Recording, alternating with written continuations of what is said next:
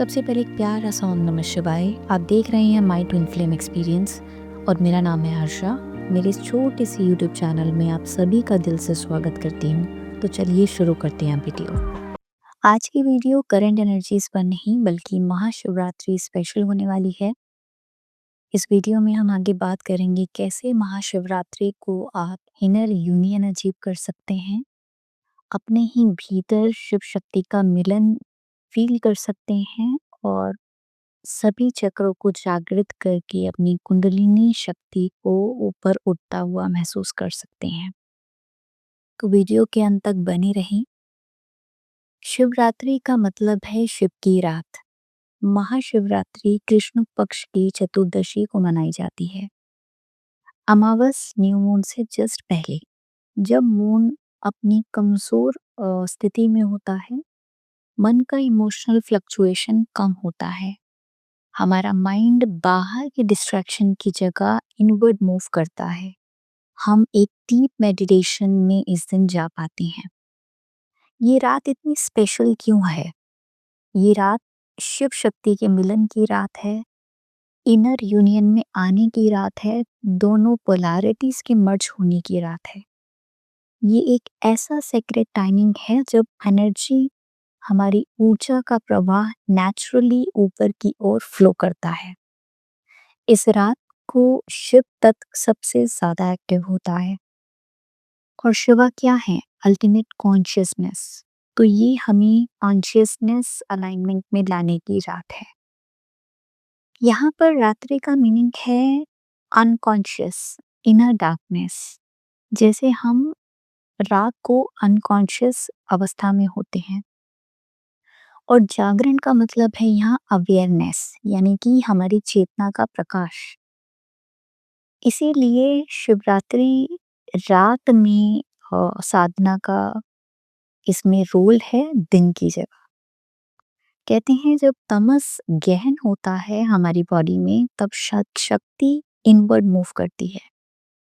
महाशिवरात्रि को वैसे तो बहुत सारे रिचुअल्स किए जाते हैं। जितनी भी स्त्रियां हैं, फीमेल्स हैं, वो इस दिन फास्ट रखती हैं और भोलेनाथ से अपने पसंदीदा शख्स को, अपने प्यार को उनसे मांगती हैं और महादेव उन पे अपनी कृपा करते हैं और ज़रूर सुनते हैं। इस दिन किया जाने वाला व्रत हमेशा फल देता है।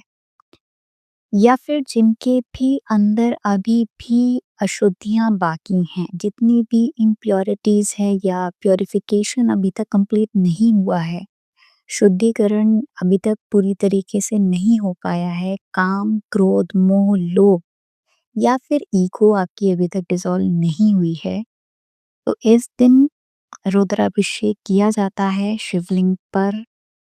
पंचामृत या फिर बेलपत्र धतूरे से उनको अर्पित किया जाता है, जिससे कि आपके अंदर जितनी भी अशुद्धियां अभी भी बाकी हैं वो डिसॉल्व हो सके, उनका नाश हो सके। इस रात आप डिवोशन और भक्ति मार्ग से अपने गुरु चक्र, जिसे हम अजना चक्र कहते हैं, थर्ड आई कहते हैं, उसको आप एक्टिवेट कर सकते हो।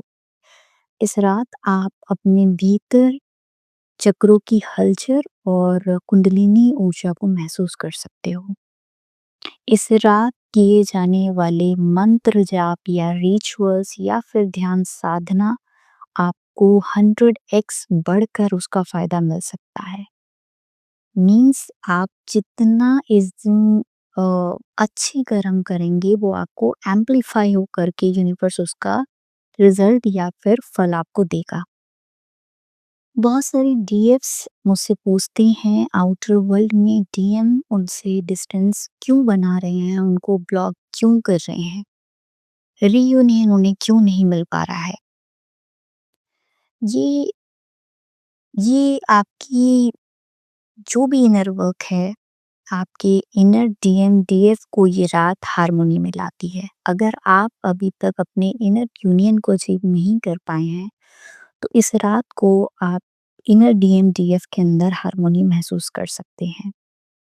क्योंकि जब तक आपके इनर मैस्कुलिन और फेमिनाइन यानी कि शिव शक्ति के बीच में लड़ाई बनी रहेगी, तब तक डीएम और डीएफ आउटर वर्ल्ड में मिरर कॉन्फ्लिक्ट में रहेंगे। मीन्स आपका नर्वस सिस्टम डिसरेगुलेट रहेगा। इसीलिए वो रिलेशनशिप्स में रिफ्लेक्ट होता है। आप बाहर से अनऑर्गेनाइज्ड फील करते हैं। अगर तुम सिर्फ शिव हो तो तुम ओवरथिंकिंग करोगे, प्लान बनाओगे, पर एक्शन नहीं ले पाओगे। क्योंकि शिव तो स्टिल हैं, शक्ति बिन शव हैं। डायरेक्शन तो है उनमें, क्लैरिटी भी है, लेकिन शक्ति के अभाव में वो कुछ नहीं कर सकते। और अगर तुम सिर्फ शक्ति हो, तुम इमोशंस में बहोगे, अटैचमेंट्स में फँस जाओगे। क्योंकि शक्ति तो लाइफ फोर्स है, डिज़ायर है, क्रिएटिविटी है।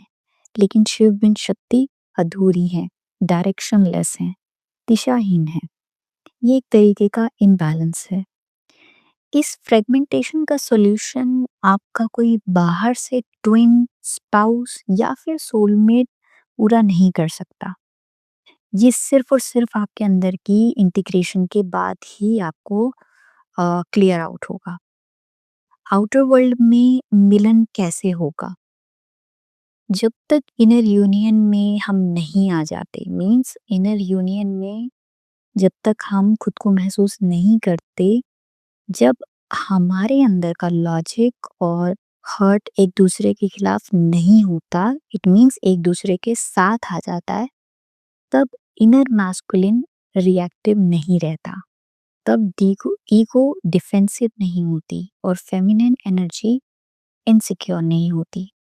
तो आउटर वर्ल्ड में आप एक डायनामिक शिफ्ट महसूस करते हैं और आप अर्धनारीश्वर बन जाते हैं। अगर आपने इस जर्नी में कंसिस्टेंट होकर इनर वर्क अभी तक नहीं किया है और अब बहुत सालों से इस जर्नी में कहीं न कहीं स्टक हैं, तो ये आपके लिए बहुत अच्छा मौका हो सकता है अपनी जर्नी को नेक्स्ट स्टेज पे ले जाने का, उसे अपलिफ्ट करने का, या फिर कुछ हाईली अवेकेन्ड चोज़न वन्स के लिए इस जर्नी को पूरा करने का भी।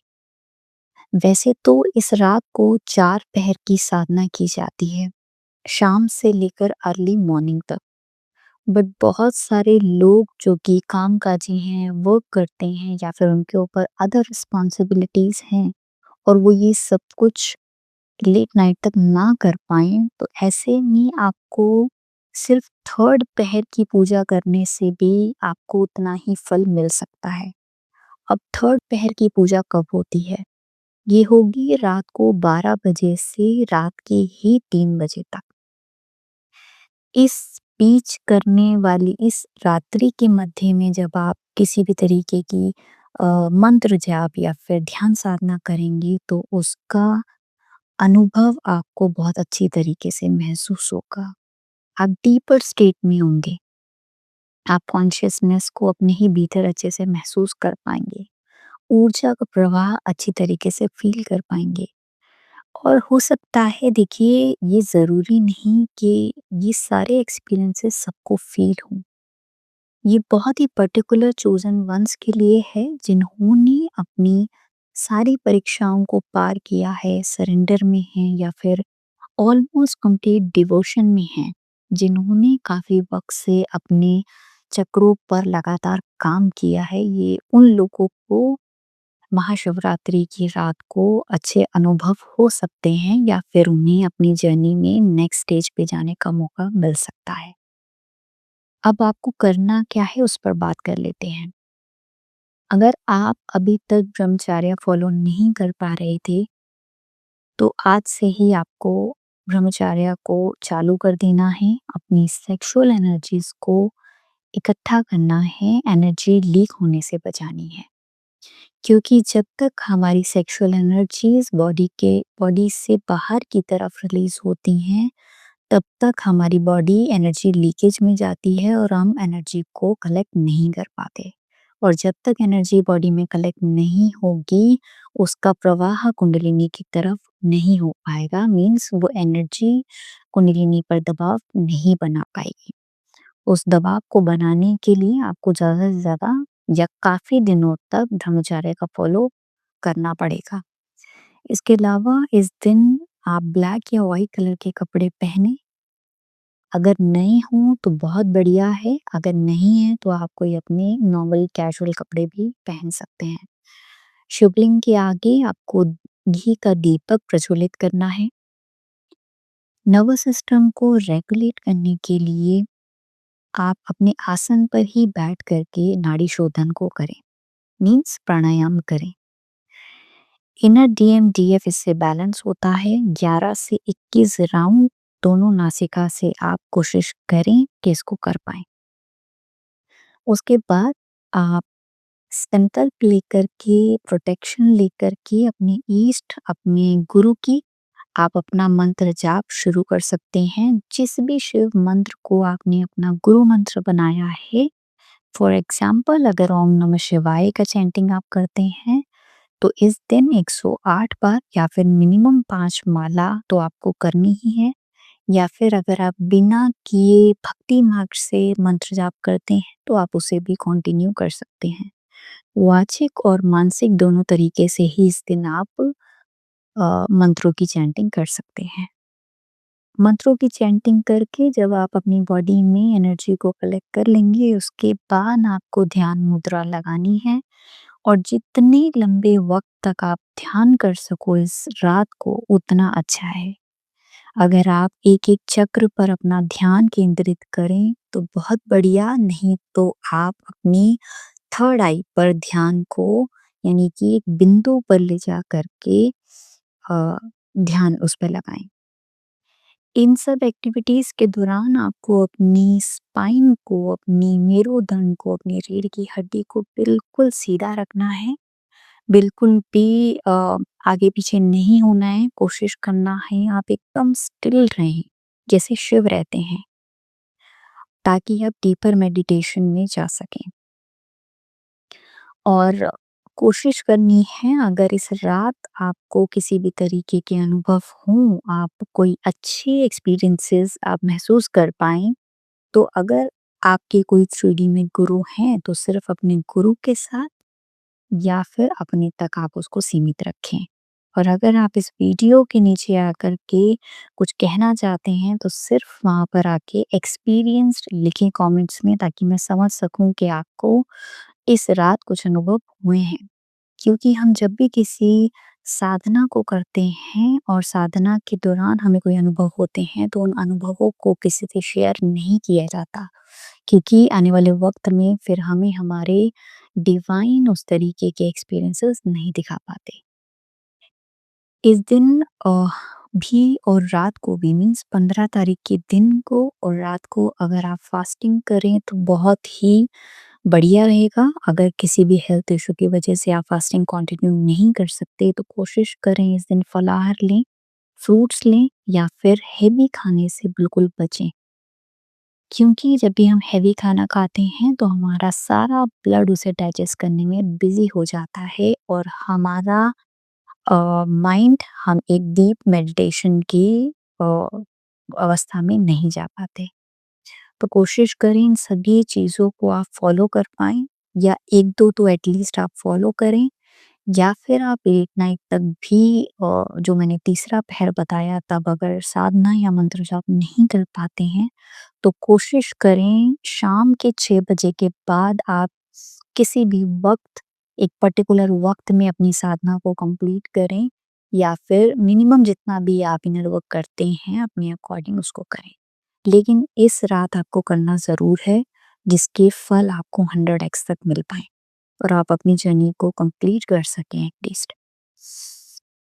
तो ये थी आज की वीडियो महाशिवरात्रि की। आई होप आप सभी लोगों को ये गाइडेंस पसंद आई, और अगर पसंद आई है तो इस वीडियो को लाइक ज़रूर करें, इस चैनल को सब्सक्राइब करना ना भूलें, और कमेंट्स में हर हर महादेव कहकर इस पॉजिटिव एनर्जी को क्लेम करें, इस गाइडेंस को क्लेम करें।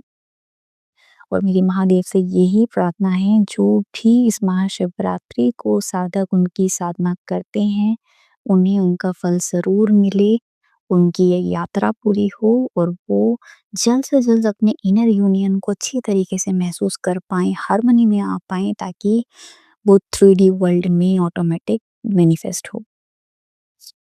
तो मिलते हैं अगली वीडियो में। तब तक अपना ख़्याल रखें, अपनी इनर वर्क को करते रहें, अपना ख़्याल रखें। साथ ही साथ कोशिश करें ये सब चीज़ें आप पहले से प्लान आउट कर पाएँ और महाशिवरात्रि को कुछ भी मिस ना करें। तब तक ओम नमः शिवाय।